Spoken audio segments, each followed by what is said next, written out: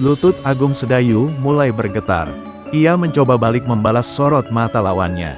Kekuatannya sedikit demi sedikit dapat membebaskan diri lalu berkumpul di balik dua bola matanya, tetapi ia masih belum dapat melontarkan serangan balasan.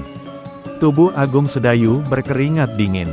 Sebagian bercampur darah yang merembes dari kulitnya. Yang terjadi sebenarnya adalah keduanya telah sampai pada puncak ilmu mereka. Tetapi Ki Prayogo terlebih dahulu melancarkan serangan dari dua bola matanya. Tentu saja perang tanding ini berbeda dengan saat Agung Sedayu menghadapi Ki Lurah Wirasembada.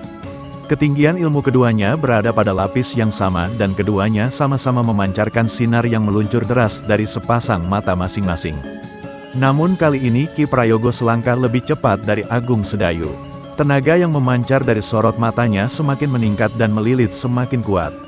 Agung Sedayu masih berusaha mengarahkan segenap kekuatannya untuk melepaskan diri dan berusaha melakukan serangan balik. Walau demikian, dalam keadaan tertekan, ia terlihat tenang dalam membuat perhitungan. Ketenangan yang menunjukkan kematangan jiwa semenjak Pangeran Benowo banyak memberinya petunjuk dan wawasan baru. Aliran tenaga cadangan terasa merambat di setiap pembuluh darah dan bagian tubuh Agung Sedayu. Perlahan ia mengerahkan lutut untuk merendahkan tubuh. Tiba-tiba satu hentakan dahsyat keluar dari sorot mata Agung Sedayu menghantam dua bola mata Ki Prayogo. Dua tenaga raksasa yang tak tampak mata dan memancar dari arah yang berlawanan pun bertumbuk di udara. Tidak ada suara ledakan, tetapi gelombang tenaga secara hebat menyapu sekitar lingkaran dan mencapai tempat Suandaru berkelahi. Dan akibatnya adalah para pengeroyok Suandaru terhuyung lalu terjatuh bergulingan. Bahkan Suandaru harus merendahkan tubuh agar tidak terdorong arus tenaga cadangan yang terhempas liar. Beberapa rimbun semak tercabut akarnya. Satu dua pohon berderak hebat meski belum sepenuhnya tumbang. Ki Prayogo terdorong surut. Ia terperanjat. Perubahan yang terjadi pada Agung Sedayu terjadi di luar perkiraannya. Ia menduga berada di atas angin ketika melihat darah merembes keluar dari kulit Agung Sedayu. Keyakinan tinggi bahwa hidup Agung Sedayu akan berakhir malam itu segera memenuhi dadanya. Seketika itu Ki Prayogo menambah daya cengkeramnya melalui aliran tenaga cadangan yang memancar keluar dari dua matanya. Namun ia justru mendapat pukulan berat. Agung Sedayu mampu melepaskan diri pada saat tenaga cadangan Ki Prayogo berada di lapisan tertinggi. Dengan kekuatan yang setara, tenaga cadangan Agung Sedayu menabrak inti dari lontaran kekuatan Ki Prayogo. Tubuh Agung Sedayu amblas sedalam mata kaki. Sekarang keduanya sama-sama mematung dan beradu pandang. Dua pasang mata yang melontarkan tenaga luar biasa itu saling mengiris, bergantian mendorong dan berulang-ulang kedua orang berilmu tinggi itu membenturkan kekuatan.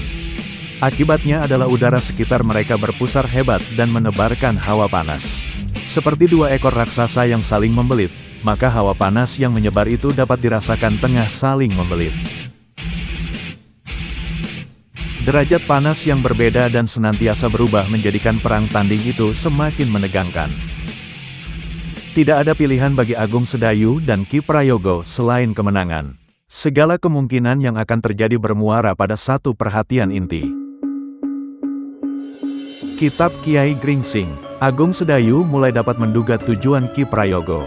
Lantas atas alasan itu maka ia yang berusaha menghindari benturan keras sejak awal, akhirnya memilih jalan teguh untuk bersikap selayaknya seorang prajurit Mataram. Sedangkan lawannya, Ki Prayogo, memulai perkelahian dengan sebab yang tidak diketahui oleh Agung Sedayu maupun Suandaru Geni. Sungguh, Agung Sedayu memang senapati pilih tanding, gelisah Ki Prayogo dalam hatinya. Dan adik seperguruannya ternyata mampu mengatasi orang-orang yang sebenarnya tidak mempunyai perbedaan tingkat yang jauh darinya. Ki Prayogo tak lagi dapat menekan Agung Sedayu melalui sorot matanya, walaupun dirinya telah berada di puncak kekuatan. Kemudian ia bergerak, berloncatan tidak terarah dengan pandang mata tetap terpusat pada Agung Sedayu. Ternyata ia mendekati Agung Sedayu yang masih tegak mematung. Dalam hatinya, Ki Prayogo benar-benar merasa kesal dengan perlawanan Agung Sedayu. Sekalipun ia bertarung dengan sengit dan telah mengeluarkan titik puncak kemampuannya, ia masih belum dapat memukul jatuh senapati pasukan khusus Mataram itu. Tetapi Ki Prayogo adalah orang yang selalu mampu menumbuhkan harapan besar dalam hatinya. Ia masih mempunyai keyakinan akan dapat mengalahkan Agung Sedayu. Terbersit dalam benaknya mengenai isi kitab Kiai Gringsing. Sudah jelas Kiai Gringsing mempunyai perbedaan dengan kedua muridnya. Agung Sedayu pun bukan anak yang hanya dapat duduk termenung di sudut rumahnya. Ia bergaul dengan Panembahan Senapati dan Pangeran Benowo, maka ketinggian ilmunya bukan keadaan yang dikagumi. Guru Agung Sedayu mungkin belum berada dalam bagian ilmu yang sama dengan muridnya. Tentu saja kitab itu akan memberi banyak keuntungan pada 3 orang yang telah berada di Sangkal Putung. Kilas pikiran Ki Prayogo membayang. Dalam waktu itu, pikiran Ki Prayogo mulai tergoda. Ia terbayang 3 rekannya yang berada di Sangkal Putung dan ia mempunyai dugaan kuat. Aku akan tertinggal dari mereka, desisnya dalam hati, mereka tentu berhasil mendapatkan kitab itu. Dan tak lama lagi mereka akan membuat salinan sebelum menyerahkannya pada Panembahan tanpa bayangan. Tetapi, mungkin mereka juga sedang terlibat perkelahian hidup mati untuk menguasai isi kitab. Mereka akan saling membunuh adalah kemungkinan yang dapat terjadi. Ki Garu Wesi dan Ki Tunggul Pitu tidak mempunyai hubungan dekat dengan Ki Hariman. Mereka berdua dapat bekerja sama untuk menyingkirkannya. Dan sepertinya bila itu terjadi, aku akan lebih sulit melihat isi kitab Kiai Gringsing. Gandrik, Ki Prayogo mengumpat. Aku melupakan Agung Sedayu. Ki Prayogo tersadar dari pikirannya yang tergoda bayangan buruk saat melihat kedua tangan Agung Sedayu mengepal. Aku harus lebih cepat mendekatinya lalu menghancurkan senapati kebanggaan Mataram ini, katanya di dalam hati. Sementara itu, Agung Sedayu mulai membagi kekuatannya setelah membangkitkan ilmu tapak karang. Ia tengah beradu cepat dengan lawannya yang berloncatan sangat gesit dan kian dekat. Gila, geram lawan Agung Sedayu. Ini harus menjadi pertarungan terakhir baginya. Maka Ki Prayogo pun semakin merapatkan selubung pertahanan dengan segenap ilmu yang ada dalam dirinya. Gelombang angin panas datang menderu-deru menghantam Agung Sedayu yang berancang-ancang untuk melepaskan serangan. Dengan dilepaskannya ilmu kebal, kini Agung Sedayu tidak lagi diselimuti udara panas. Sangat berbeda keadaannya jika dibandingkan dengan perkelahiannya melawan Ki Ajar Talpitu. Tetapi di sisi yang lain, kekuatan Agung Sedayu menjadi berlipat ganda.